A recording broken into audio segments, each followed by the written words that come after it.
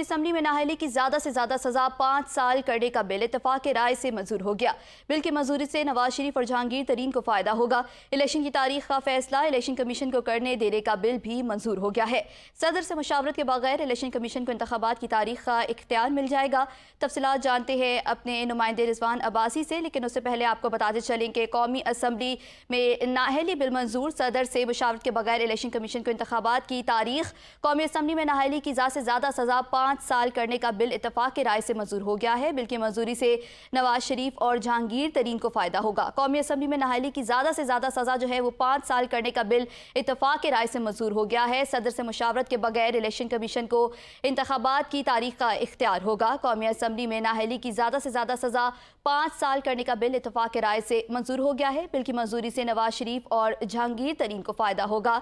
आपको हम खबर से आगाह कर रहे हैं, कौमी असम्बली में नाअहली की ज़्यादा से ज़्यादा सज़ा 5 साल होने का बिल जो है वो मंजूर हो गया है। सदर से मुशावरत के बगैर इलेक्शन कमीशन को इंतखाबात की जो है तारीख देने की इजाज़त होगी। बिल की मंजूरी से नवाज शरीफ और जहांगीर तरीन को फ़ायदा होगा।